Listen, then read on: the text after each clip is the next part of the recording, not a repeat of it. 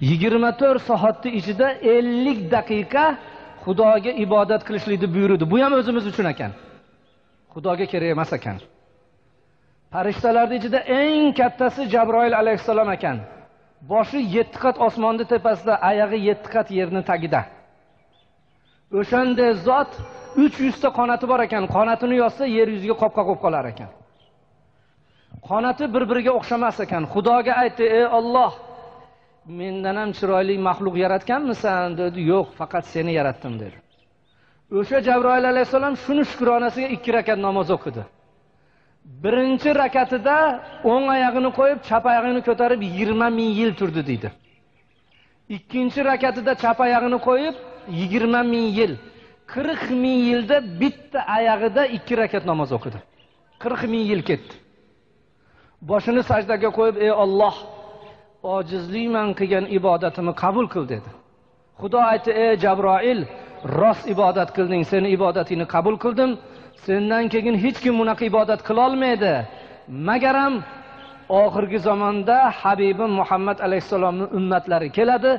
Ular qancha tashvish bilan, o'ylar bilan, quloq qoqib qo'yib pulini sanash bilan, tahoratida shikastalik bilan ozgina daqiqada 5-10 daqiqada 2 rakat namoz bomdodni o'qiydi.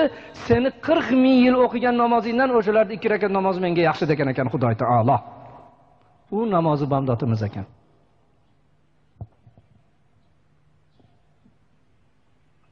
Jabroil alayhissalom: "Hep Parvardigor, 40 ming yilda o'qigan bo'lsam, ular ozgina daqiqada bola chaqasini o'ylab turib o'qigan namozi qandagam ulug' bo'lsin" deganda, "Sen o'zingni ixtiyoriyman o'qiyapsan, ular meni buyrug'imni bajaradi" degan ekan.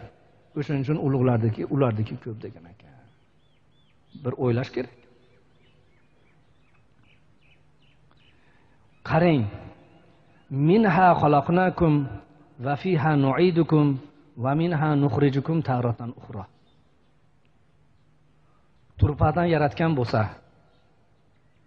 yana turpaqqa olib borib qo'yadigan bo'lsa, borishimiz ham Xudoga bo'lsa, Xudo o'zi yaratdi, o'lganimizda ham Xudoga ro'par bo'lsak, oyoq qo'limizni baylaydi, jag'imizni tag'adi, qabrga qo'yadi, kerak bo'lsa ustidan g'ishtni terib, o'zimizni o'g'limiz ham mahkamlab, billayotgan xotinimiz bir kun yotolmaydi yanimizda.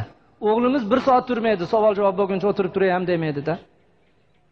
O'shanda tanho qop-qora go'rda ham siz bilan biz Xudo bilan bo'lib qolamiz. Xudoni o'ziga boramiz. Shu Xudoga ibodat qilmagandan qo'rqish kerak-da. Shu Xudoga namoz o'qimagandan qo'rqish kerak. Xudoning nazdida eng yomon odam benamoz odam ekanda. Eng yomon odam benamoz odam. Hamma aytadi, ishim yurishmayapti. Qayerga borsam ekan, hechga borma. Boshingni aylantirib Parxonga borib nima qilasan? Xudoni o'ziga yalinovur ishingni yurishtiradigan o'zi. Kasal olsa, tezda chilyosin qilar, masjidga pul olib borib ber. O'y, kasal olmasdan turib ta'arraf ilallohi fir rahoi, ya'rifka fi shiddati. Kasal olmay turib Xudoni o'ziga uchrab qo'yganingda Xudo labbay der edi. Bir odam sayohatga chiqqan ekan. Unga bir mo'ysafid she'ri bo'pti.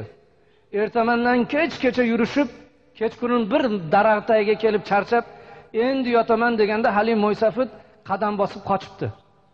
Birodar, ertamandan beri billamiz. Endi qoraydi, kechqurun bo'ldi, bir billa yotmaymizmi desa, sen meni tanimading debdi hali mo'ysafid. Men odam suratidagi shayton edim. Senga bugun hamroh bo'lgan edim. Men hayotimda sajda qilmagan yerim qolmagan. Xudoga sunaqa sajda qilganman. Ko'p ibodat qilganman, lekin Xudo bitta gap aytdi. Odamga sajda qilgin dedi. Bir marta shu odamga sajda qilmaganligim uchun umr bo'yi qilgan ibodatimni hammasini hayf qilib Xudo taolo dargohidan quvlab tashladi. Sen bir kunda 5 marta Xudoning gapini qilmayapsan. Bomdodda o'qimading, peshin, asr, shom, xuftonda o'qimay yotibsan.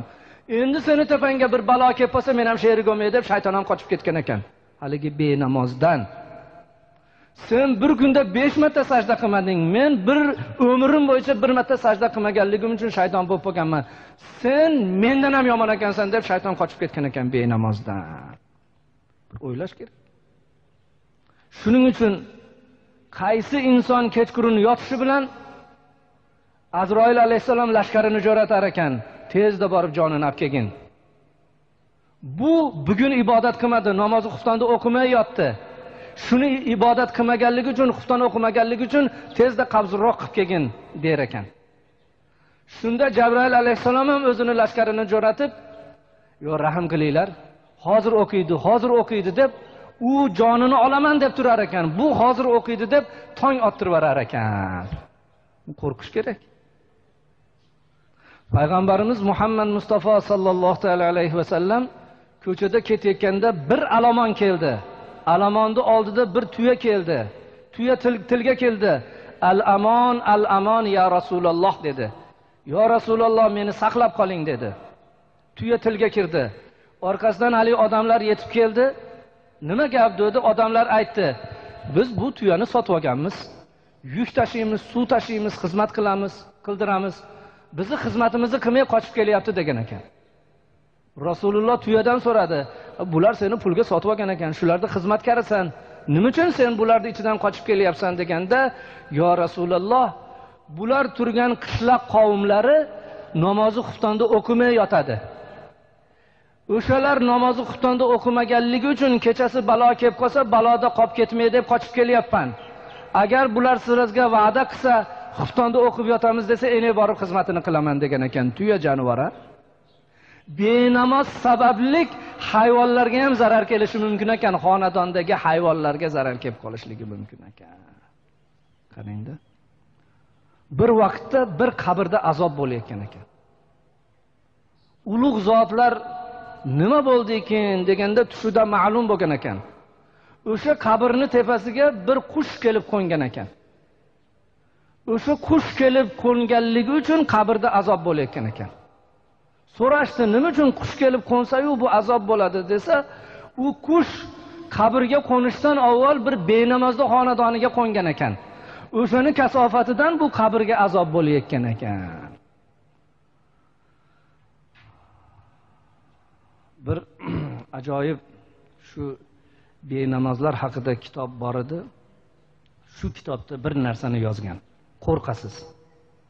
Benamoz bir luqmani olib og'ziga soladi. Solayotganda haligi luqma tilga kirar ekan. "Ey benamoz, sen meni yemasang bo'lar edi. Sen meni yeb gunoh ishlarga sarf bo'lasan, seni mabodo badaningga men jaylanib najosat bo'lib tushmasdan badaningga go'sht bo'lib qolsam, seni azobingga men ham sherik bo'laman" der ekan. Seni o'rniga bitta namozxon yeb, namoz o'qib, roza tutib ibodat qilsa, o'shanga men ham hissam qo'shilib qolardi, quvvat olardim der ekan. Endi benamoz uydan safarga, bozorga yoqa chiqib ketayotganda devor bosgan yer aytar ekan: "Hey benamoz, qaytib shu xonadonga kelmagin. Sendan biz zerikdik" der ekan. Yer aytar ekan: "Shu bizni bosmaganingda bo'lar edi" deb turar ekan. Kiyimlar aytar ekan: "Agar bizga Xudo jon berganda, sendan biz qochib ketar edik. Shu benamozga biz avrat bo'lmas edik, bekinib turmas edik" der ekan. Benamoz o'lsa, yuvayotgan suv ham aytar ekan: "Isrof seni tepangga bizni quyapti-da. Namozxonni tepasiga qo'yganda yaxshi edi" der ekan. Kafan aytar ekan: "Eskina senga o'ramaganda bo'lardi, qabrdagi azoblarga biz ham sherik bo'lib qolamiz" der ekan. Haligi joni yo'q survam dod deb turar ekanda, "Shu benamozga meni o'ramanglar. Qabrda azob bo'lsa, shu men sherik bo'laman" der ekan. Endi oborib qabrga oborib qo'yganda qabr dod der ekan. Ko'rganmiz, 2 soat qabrga olib kira olmaganlarni ko'rganmiz. 2 soat qabrga kirgiza olmagan. Qabr dod der ekan.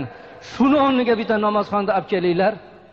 Shu benamozni qo'ysanglar, u azob bo'lsa, biz ham shunga sherik bo'lamiz. Yanidagi qabrdagilar ham, murdalar ham dod deb turar ekan. Bitta benamoz qo'shni o'lyapti-da, bizga deb dod deb turar ekan. Shuning uchun Sofi Alloh pirimiz aytadilar: "Benamozni yuvmangiz, eltib lahatga qo'ymangiz, chanqasa suv bermangiz, anqa bo'lsin benamoz" deydi. Namoz o'qimagandan keyin uni nima qilasan, yuvib deyapti. Ovora qilib. Uni qabrga olib borib ham nima qilasan deydi. eng achinarli holat, juda achinarli holat. Er namoz o'qisa, ayol namoz o'qimasa, yo ayol o'qisa, er o'qimasa, ko'rpada bitta hayvonman yotgandek bo'lar ekan, Xudo saqlasin. Shuning uchun kuyovonlarimizdan so'raymizki, kelinlarimizdan, opa-singillarimizdan ibodatga mahkam bo'ling. Bu ibodat bir zotni olim ekan, ulug' zot ekan. Qayerda ma'ruza qilsa aytar ekan: "Ey birodarlar, o'likka yig'lamanglar, o'likka yig'lashlik, sannab yig'lashlik gunoh" der ekan. Tasodif o'zini 16 ga kirgan farzandi vafot qildi-da. Katta chorsini baylab dod deyotgan ekan. Xalq ta'sir o'likka yig'lamang derdi, nima yig'layapsiz desa, o'g'limi o'lganiga yig'lamayapman. Sajda qilmay o'tib ketib qoldi, shunga yig'layapman degan ekan. Boshi sajdaga tegmay o'tib ketdi, shunga yig'layapman.